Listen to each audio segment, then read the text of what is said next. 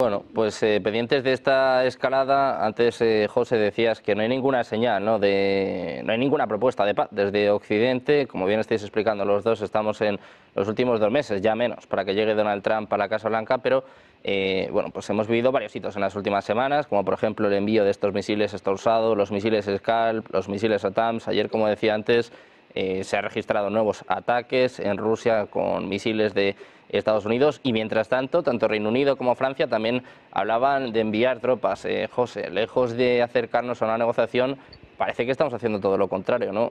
No sé cómo lo ves tú, pero parece cada vez más difícil desescalar, teniendo en cuenta que cada vez damos más pasos, ¿no? Cruzamos más líneas rojas. Sí, no, o sea, yo soy fundamentalmente pesimista, pero también hay que tener en cuenta que ahora mismo un frente como el de Ucrania, ni toda la OTAN junta mandando todo lo que puede cubrirlo. O sea, estamos hablando de un frente de 1000 kilómetros y un frente que desgasta a muchísima gente. Ucrania no es un país pequeñito, Ucrania es mucho más grande que Francia. Y el ejército ucraniano en el año 2022, en cantidad de material, era el segundo de Europa. Y ha sido erosionado de una manera salvaje en estos 2 años y medio. O sea, ha tenido que ser reconstruido prácticamente 2 veces después de estos últimos 2 años. Y evidentemente las tropas de la OTAN van a pasar un desgaste similar o peor, porque no están pegadas al terreno ni tienen la experiencia en este combate que tienen ahora mismo las ucranianas. Y recordad que las tropas ucranianas resistieron muy bien hasta que materialmente les ha resultado sencillamente imposible. Hay una cosa que decía el mariscal Montgomery, poco sospechoso de amigo de la Unión Soviética, pero que era un hombre realista, y decía, bueno, la lección número 1 del manual de estrategia es nunca ataques a Rusia, nunca te enfrentes a una guerra de desgaste con los rusos, porque incluso ganándola lo vas a pasar muy mal. Incluso en el caso que recordemos que los alemanes en el 14-18 ganaron. Y esa victoria no les sirvió de nada porque se encontró lo que ocuparon de Ucrania estaba absolutamente en un estado caótico. Y bueno, les había llevado tal cantidad de hombres y de recursos el acabar con Rusia, que no pudieron luego acabar con los aliados occidentales, aunque se quedaron a muy poquito. Entonces, bueno, yo creo que la situación ahora mismo, si se viera desde yo creo que tiene que haber gente realista en la OTAN, en los ministerios, entonces que diga, bueno, hasta aquí hemos llegado, es que no se puede llegar a más. Es que lo siguiente es entrar ya en una guerra al estilo de la Segunda Guerra Mundial o peor. Y segundo, es que ahora mismo no hay capacidad ni siquiera numérica. O sea, mantener un frente de esos con ese desgaste, habría que mandar cientos de miles de soldados al frente, y luego los escalones de relevo, de logística, etcétera. Sería entrar en la guerra con todos los países de la OTAN, y aún así habría problemas. Entonces, sí, hay la opción de una guerra total, sin duda, esa es una opción que existe. Pero vamos, creo que se puede llegar a un arreglo dentro de lo que cabe Ucrania tiene ya muy pocas probabilidades de salir bien parada de cualquier negociación diplomática, pero bueno, de minimizar daños, por decirlo de alguna manera. Y si no se minimizan daños, los daños van a ser mayores. Recordemos que en la perspectiva actual, sin misiles, sin intervención, o sea, tal y como estamos, el tiempo corre a favor de Rusia. O sea, es inevitable. Es que basta con mirar las grandes cifras para saberlo. Y basta con ver cómo evoluciona el mapa de la guerra todos los días para darse cuenta de ello. O sea, llegará un momento, bueno, ya ha llegado, en ese momento ya ha llegado, pero bueno, Ucrania hace malabarismos para evitar el desplome total, pero el frente está retrocediendo todos los días y, bueno, ciudades que eran bastiones como Vuhledar ahora están bien metidas al fondo de la retaguardia rusa. Es decir, militarmente, la guerra tal y como se ha llevado hasta ahora, la mejor solución que puede tener para Ucrania es la firma de un acuerdo, el que sea, porque además también es difícil pensar que Rusia quiera congelar el conflicto. O sea, ahora mismo Rusia tiene una perspectiva de desfonde del Estado ucraniano y de una victoria mucho más completa. Recordemos que eso es otra cosa que que en los próximos meses puede suceder con bastante facilidad, porque el nivel de desgaste de Ucrania es salvaje. Entonces, bueno, hay una serie de factores que veremos cómo se combinan, veremos cómo sale, por ejemplo, si la administración Trump llega ilesa a su inauguración, pues a lo mejor el señor Zelensky tiene un golpe de Estado, si se pone un poco tonto. El régimen ucraniano no es un régimen sólido, hay tensiones tremendas, por ejemplo, entre Yermak y Budanov, tensiones que son, digámoslo así, de odio cainita, y no olvidemos que buena parte de la población sencillamente no puede hablar. Recordemos que ahora mismo es prácticamente un régimen de partido único. Entonces, bueno, todas estas cosas que son un misterio del interior de Ucrania, que realmente tampoco las conocemos muy bien, pero sí sabemos que podemos hablar de un partido de radicales a ultranza y de otro de negociadores. El antiguo ministro de Exteriores, Kuleva, está dando también señales de que, bueno, en fin, no toda la élite ucraniana está dispuesta a morir en la pira numantina. Bueno, pues, y repito, desde aquí podemos dar indicios, pero evidentemente la información interna, pues posiblemente no la tengan ni muchos servicios de inteligencia. Pero sin duda alguna, cuanto más se prolongue esto, de cualquier manera, el destino de Ucrania va a ser cada día peor. Y por eso, bueno, yo creo que el intento de Trump de congelar el conflicto, pues es la solución más beneficiosa ahora mismo para Ucrania y para Estados Unidos. Dejar una especie de paralelo 38 a lo largo del Dnieper. Pero claro, si esto se prolonga, es que a lo mejor el Estado ucraniano ya está en plena caída libre.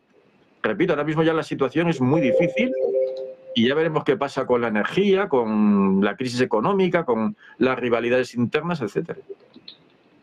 El nombre propio, la esperanza en estos momentos tiene nombre y apellidos, es Donald Trump, y precisamente hablando de Ucrania tenemos una última hora, y es que al parecer está considerando el general retirado Keith Kellogg como enviado especial para Ucrania. Como les decimos, Donald Trump considera a Keith Kellogg como un teniente, que es teniente general retirado, que le ha presentado un plan para poner fin a la guerra en Ucrania para que sirva como enviado especial para el conflicto, es lo que apuntan tres fuentes con conocimientos del asunto. Kellogg, que fue jefe de gabinete del Consejo de Seguridad Nacional de la Casa Blanca durante el mandato de Donald Trump, de 2017 a 2021, y asesor de Seguridad Nacional del entonces vicepresidente Mike Pence, posiblemente desempeñaría un papel central en el intento de resolver el conflicto si es seleccionado. Su plan para poner fin a la guerra, que comenzó hace ya prácticamente 3 años, implica congelar las líneas de batalla en sus ubicaciones actuales y forzar tanto a Kiev como a Moscú a la mesa de negociaciones. Es lo que informaba la agencia Reuters el pasado mes de junio, este plan para congelar el conflicto, que Rusia ya ha dicho en varias ocasiones que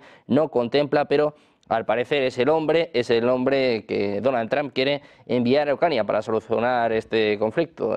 Luis, te quiero preguntar esto, ya que estamos hablando de Donald Trump, de la situación en Ucrania. ¿Crees que sería algo aceptable poder congelar el conflicto en las líneas actuales, o crees que ninguna de las dos partes lo va a firmar? Porque Zelensky también, como bien está explicando José, tiene muchísima presión interna.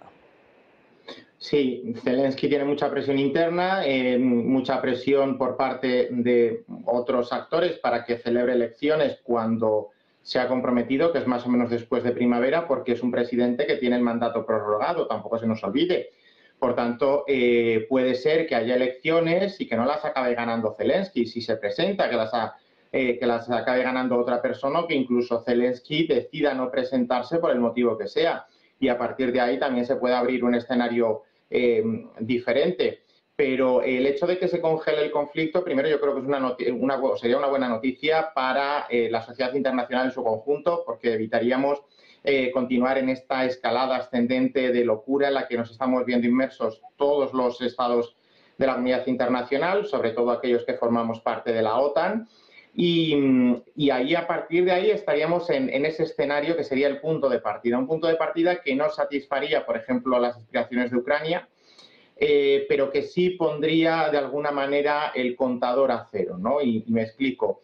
Es una situación que no satisface de partida a Ucrania, porque Ucrania no está dispuesta a renunciar a ningún milímetro de lo que son las fronteras internacionales reconocidas hacia Ucrania después del colapso de la Unión Soviética, que incluyen Crimea, pero es un primer punto de partida para sentarnos a la mesa de negociaciones y establecer por lo menos lo que podría ser un escenario de paz, y luego también estamos en el escenario subsiguiente de que ambas partes deberían comprometerse a respetarlo y evitar pues ningún tipo de acción fortuita que pudiera dar al traste con ello, como pasó con los acuerdos de Minsk. Pero por parte de Rusia, yo creo que si hay una intención sincera por parte de la administración Trump, como parece que la hay, de poner fin a esto de alguna manera, al final Donald Trump con Zelensky va a tener una relación que no es la que o la que ha podido tener, por ejemplo, con Joe Biden y con la administración saliente. El hecho de ya planear enviar un enviado del presidente para resolver esto es un primer paso, es un cambio total, una ruptura con la posición que ha ido manteniendo la administración demócrata y por extensión el resto de países de la Alianza Atlántica, y a partir de ahí habrá que sentar tanto a Ucrania como a Rusia a negociar, ver qué aspiraciones tienen cada uno, cuáles son sus líneas rojas, y a partir de ahí encontrar una posición de equilibrio, una posición que pueda ser aceptada tanto por unos como por otros, teniendo en cuenta también las posiciones en las que a día de hoy han llegado. Pues, obviamente Rusia ha invadido territorio ucraniano, habrá que ver también cómo está dispuesta Rusia a abandonar. Primero, si está dispuesta a abandonar ese territorio, si lo está, en qué condiciones, si ese territorio va a acabar siendo anexado al territorio de la Federación Rusa, si por el contrario se va a crear, pues lo que hablaba también él, de una especie como de paralelo 38, una zona desmilitarizada, pero esto, claro, no es una frontera de unos cuantos kilómetros, como es en el caso de Corea del Norte, que está deshabitada, es que estamos hablando de núcleos de poblaciones importantes, por tanto yo creo que ahí es más complicado llegar a ese punto. Pero una posibilidad que yo creo que podría llegar a ser aceptada, tanto por unos como por otros, es una especie de Estado federal maximizado. Pues, por ejemplo, un elevadísimo grado de autonomía para las regiones actualmente ocupadas por Rusia que pertenecen a Ucrania, en el que tuvieran un nivel de autogobierno bastante elevado, con competencias, por ejemplo, lingüísticas, en el que la lengua rusa pudiera incluso ser el idioma oficial, que Ucrania adoptara pues, la cooficialidad tanto del ruso como del ucraniano. Bueno, soluciones imaginativas es lo que se requiere y a partir de ahí podemos ir explorando unos caminos u otros. Lo que está claro es que Zelensky, y digo Zelensky, no digo el gobierno ucraniano, porque como hemos dicho, también Zelensky tiene sus más y sus menos en casa y habrá que ver no solo la posición bélica que lleva Zelensky a la mesa o si es otra persona,